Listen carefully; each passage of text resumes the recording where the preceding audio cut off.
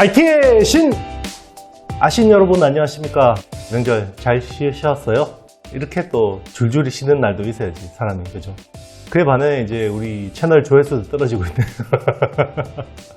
제가 예전에 한번 이런 이야기 들은 적이 있어요. 제가 막 이렇게 과대평가될 때 조심하시고, 제가 욕 많이 먹고 채널 조회수 떨어지고 그럴 때 테크 섹터를 주목해서 봐야 된다 라고 했는데, 그런 것 같아요. 사람들은 항상 쏠려 다니니까 막상 또 이렇게 기회가 왔다라고 생각될 때는 또 액션 못하고, 또 막 이렇게 많이 비싸져 있으면 또 흥분하고 그런 것 같습니다. 물론 우리 찐 아신 팬들은 항상 기회를 잡으시는 분들이라고 생각합니다. 말이 길었고요. 명절 후유증이 남아있는 것 같습니다. 자, 오늘 다시 한번 또 진부하지만 새로운 AI 이야기 할 건데요. 엔비디아가 새로운 제품을 공개했어요. B100. 기존의 H100, A100하고 H100에서 더 개선된 버전인 B100이라는 새로운 신제품을 공개하는데, 이게 원래는 24년 한 4Q 정도에 공개가 될 거라고 생각했는데, 지금 이게 2Q로 당겨진다. 그러면 그레이스 호퍼하고 거의 붙어버리거든요. 그래서 굉장히 지금 엔비디아도 AI 쪽으로 빨리 우리가 공급을 해주지 못하면 시장을 뺏길 수도 있겠다. 역시 뭐 요거는 TSMC의 코어스 칩 온 웨이퍼 온 서브스트레이트, 요게 쇼티지이기 때문에 빨리 좀 차세대 버전을 빨리 좀 땡겨서 출시하려는 생각인 것 같고, 그렇다고 해서 H100에 대해서 요거를 약간 뭐 하향 조정하거나 이런 분위기는 아니에요. 그러니까 이거도 제대로 공급이 안 되니까 빨리빨리 차세대 제품을 해서 하겠다라는 거고. 자, 그러면 B100이라는 제품은 어떤 거냐? TSMC 3나노 공정이에요. 3나노 공정이고 여기에다가 코어스로 하는 거죠. 참고로 H100 같은 경우는 요게 4나노죠. 4나노고 요게 7나노인 거거든요. 네, 7나노 공정이기 때문에. 자, 3나노인데 중요한 게요, 넷다이라고 하죠. 넷다이. 그러니까 기존의 H100 같은 경우는 웨이퍼 한 장에다가 거의 29개의 칩이 나왔거든요. 근데 B100은요, 요게 16개밖에 안 나와요. 16개밖에 안 나온 이유가 이 넷다이가 안 나오는데, 이게 뭐 수율 문제는 아닌 것 같고, 다이 칩 크기가 커요. 다이 크기가 자체가 커진 것 같습니다. 그래서 굉장히 퍼포먼스가 좋아지겠죠, 당연히. 좋아지는 거고. 자, 여기서 주목할 거. 자, 대한민국은 뭡니까? HBM이죠. 기존의 A100하고 H100 같은 경우는 40에서 80GB의 HBM을 채택을 했잖아요. 캐시 메모리로. 자, 중요한 게 B100 같은 경우는 2.4배가 증가합니다. 그러면 어떻게 되는 거냐? 자, 기존에 80GB 기준으로 보면 16GB짜리 HBM을 5개를 썼거든요. 그래서 80GB가 나온 거죠. 근데 요거는 이제 당연히 요거는 HBM3 기준이고, B100 같은 경우는 24GB를 써요. 그리고 요거는 HBM3E예요. 그죠? 그러니까 용량이 커지는 거죠. 24GB로 커지는 거고, 그리고 요게 8개가 채택이 됩니다. 그러면 요게 2.4배가 증가하는 효과가 나는 거죠. 그러면 요게 토탈 얼마가 되냐? 192GB.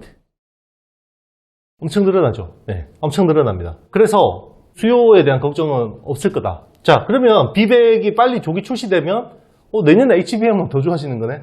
라고 볼 수 있는 겁니다. 참고로 그레이스 호퍼 같은 경우는 HBM3E죠. 요것도 이제 HBM3E를 채택하는 거고. 자, 그러면 왜 이렇게 엔비디아가 B100에 대해서 빨리 조기 출시를 하고 HBM3에 대해서 왜 이렇게 그럼 속도를 내냐? 은근히 AMD에 대해서 신경을 쓰는 것 같아요. MI300X라는 제품이 요게 192GB의 HBM을 쓰거든요. 자, 이게 리사수 박사가, AMD CEO 리사수 박사가 나와가지고 MI300X 자랑하는데 다 HBM 많이 쓴다고 자랑했거든요. 엔비디아는 80밖에 안 쓰잖아, 이렇게. 그러니까 이거 많이 쓰면 많이 쓸수록 AI 데이터 트레이닝이 좋아지기 때문에 이런 흐름이 나오는 것 같습니다. 그래서 HBM은, 그리고 여기에 관련해서 어드밴스드 패키지 기술은 계속해서 메인 흐름에서 벗어날 것 같지는 않다라는 생각입니다. 자, 그러면 여러분, B100이 나오고 HBM3가 많이 채택이 되고, 그렇구나, 그러면 안 되겠죠. 자, 여기서 그럼 어떤 변화를 봐야겠습니까? HBM 수요에 따라서 이제 투자 규모가 더 증가할 수도 있을 거고, 그죠? 그 HBM3하고 HBM3E 쪽으로 더 증가할 수 있을 거고, 그리고 테스트 소켓 사이즈가 달라지죠. 그러면 또 여기에 대한 수요가 늘어날 수가 있는 거고, 그리고 이제 기판, 플립칩 BGA 같은 기판 면적이 더 커지겠죠. 내 따위가 이렇게 커지면 칩 사이즈가 커지기 때문에 그런 부분들도 또 이제 주목해서 봐야 되는 거죠. 아직까지는 여기는 이제 외산이 메인일 것 같습니다. 그래서 또 국내 기업들도 수혜 이야기가 많이 나오기 때문에 그런 것들 또 열심히 봐서 또 캐치되는 거 있으면 공개하도록 하겠습니다. 자, 그래서 AI라는 흐름 자체는 계속해서 주목받을 수밖에 없고 반도체 섹터가 기댈 곳이라고는 AI밖에 없는데, 그래서 AI 확장해서 주목하는 차원에서 제가 4개월 전에 이 회사를 한번 설명드린 적이 있어요. KINX라는 회사인데요. 업데이트 된 게 있어서 KINX라는 회사는요, IDC, 데이터 센터, 그리고 인터넷 익스체인지, 그리고 이거는 이제 마이크로소프트 OS 총판권, 이런 것들을 하는 회사고요. 그리고 클라우드 같은 것들도 합니다. CDN 이런 것들을 하는 건데요.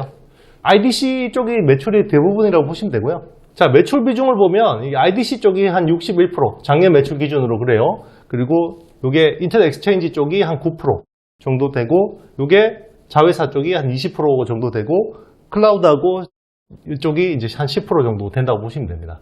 자, IDC가 단연 지금 성장의 핵심이라고 보시면 되는데요. 이게 과천 IDC가 조만간 셋업이 되거든요. 24년에. 그러면 이게 셋업이 되자마자 지금 바로 고객 수요가 폭증하고 있어요. 왜냐하면 데이터 센터 쪽은 지금 OTT나 AI나 이런 것 때문에 수요가 많은데 공급이 부족해요. 그렇기 때문에 바로 세팅이 될 것 같고, 올해 매출이 IDC 쪽이 한 620억 정도가 예상이 되고 있어요. 근데 이게 내년이 되면 과천 IDC 효과로 인해서 이게 최소 1200억 정도가 예상이 됩니다. 거의 두 배 가까이 성장하는 거죠. 그만큼 이게 대규모고요. 큰 투자가 들어갔습니다. 이게 총 투자비가 거의 1600억 정도 들어갔어요. 1600억. 생각해보세요. 과천에다가 이게 노른자 땅에다가 이거를 셋업을 하려면 그만큼 투자가 많이 들어갈 수밖에 없어요. 그래서 거의 1600억 정도 투자가 된 거고, 이거에 대한 효과가 앞으로 굉장히 많이 발생하는 거고, 그러면 이걸로 인해서 재무상 감가상각은 얼마나 추가되는 거냐? 한 연간 80억에서 100억밖에 안 들어가요. 비용은 생각보다 많이 안 들어가고 매출은 굉장히 커지는 구간이기 때문에 올 하반기, 뭐 최근에 많이 오르긴 했습니다. 제가 뭐 5월 달에 이 회사를 한번 아이디어 차원에서 설명드리긴 했는데, 그 사이에 또 주가가 많이 오르긴 했는데, 그래도 앞으로 업사이드가 충분하다고 생각합니다. 그때도 밸류에이션은 너무 쌌거든요. 뭐 실적 한번 보겠습니다. 보면 작년 매출이 1109억이고요. 그리고 영업이익이 259억. 그리고 현재 시총은요. 현재 시총은 3,490억. 23년 올해 전망치는요. 매출 1,280억, 영업이익은 한 310억 정도를 전망하고 있습니다. 그러면 이 과천 IDC가 포함되는 24년, 제가 막 6년 뒤 거까지 땡겨오는 건 별로 안 좋아하는데, 밸류에이션. 그래도 이거는 거의 좀 갑자기 여기 큰 지진이 일어나거나 공사가 연기되거나 이런 게 아니면 바로 셋업 될 거니까, 요게 한 1,700억 정도로 보고 있어요. 1,700억. 매출은 굉장히 보수적으로 잡은 거고, 영업이익은 한 420억 정도로 보고 있습니다. 그러면 지금 시총이 그렇게 부담스러운 상황은 아니다 라고 생각이 듭니다. 그렇다고 해서 지금 인터넷 익스체인지 쪽이나 요거는 이제 MS 아시겠지만 윈도우 11이 다시 신규로 셋업 되잖아요. 여기에 대한 총판권이 있거든요. 여기 자회사가 SP 소프트라는 자회사가 있어요. SP 소프트. 여기 지분을 거의 한 48.5% 지분을 가지고 있기 때문에 이게 이제 한 매출 20% 정도는 차지하고 이익기여도도 꽤 괜찮은 편입니다. 그렇기 때문에 이 회사는 3년 동안 꾸준하게 안정 성장을 했고 24년에는 큰 폭의 퀀텀 점프를 기다린다. 그거는 이제 AI나 이런 쪽, 자율주행 뭐 이런 쪽 이제 수요는 확실하다. 이렇게 보고 있습니다. 여러분, 제가 설명드리는 회사는 절대 사라고 추천드리는 게 아니라 항상 제가 이제 이 한 회차마다 기업 한두 개씩 이렇게 같이 한번 공부하면서 우리 갈아먹기 해보자. 이런 차원에서 이제 이렇게 설명을 드리는 건데, 이렇게 많은 기업들을 제가 뭐 세일즈하고 이럴 수는 없잖아요. 그죠? 기존에 들으신 분들은 아무런 그게 없는데, 일부 막 이렇게 새로 오신 분들이나 약간 삐딱하게 이렇게 보시는 분들은 자꾸 뭐 그렇게 이야기를 하시는데 절대 그런 거 아니에요. 이 수많은 기업들 제가 세일즈 할 수도 없고 할 생각도 없습니다. 그렇기 때문에 저도 공부하면서 여러분들하고 같이 기업들 하나하나씩 분석해보자, 이런 차원이니까요. 투자에 대한 판단은 여러분들이 꼭 하시고요. 그리고 절대 제 말만 듣고 투자하시면 안 됩니다. 아시죠? 네. 혹시나 높아심에서 말씀드리는 거고요. 그렇습니다. 이게 대부분 오시는 분들의 99%, 네, 거의 99%는 굉장히 건전하시고 정상적인 사고를 하시는 분들인데, 아주 일부의 분들이 계속해서 그렇게 이야기를 하시는 경우가 있는데, 일일이 제가 해명하기도 그렇고, 저는 채널 초창기부터 그렇게 해왔는데 이걸 뭐 해명하는 것도 웃긴 거고요. 그래서 여러분들이 잘 현명하게 투자하시길 바라겠습니다. 누가 뭐 이렇게 팔시고 이거 사세요 이런 거 절대 믿지 마세요. 뭐 저도 그 전문가의 1인일지도 모르겠지만 저는 그렇게 이야기한 적도 없고, 혹시나 그렇게 이야기하시는 분들은 절대 따라 하시면 안 됩니다. 여러분, 여러분의 계좌는 여러분들이 지키셔야 되는 거예요. 잔소리가 길었고 제 댓글 상단에 보면 혹시나 제 책을 구입하실 분들은 링크 걸어놨으니까요. 혹시나 이제 이 내용이 너무 어렵다, 제 무슨 이야기 하는 거야, 외계어가 난무한다 이러신 분들은 책 한번 읽어보시고 이 영상 보시면 아주 도움이 될 것 같습니다. 그래서 링크에 걸어 놓을 테니까 참고해 주시고요. 그리고 나가기 전에 좋아요, 구독, 알림, 댓글 꼭 해주고 가세요. 여러분 안녕.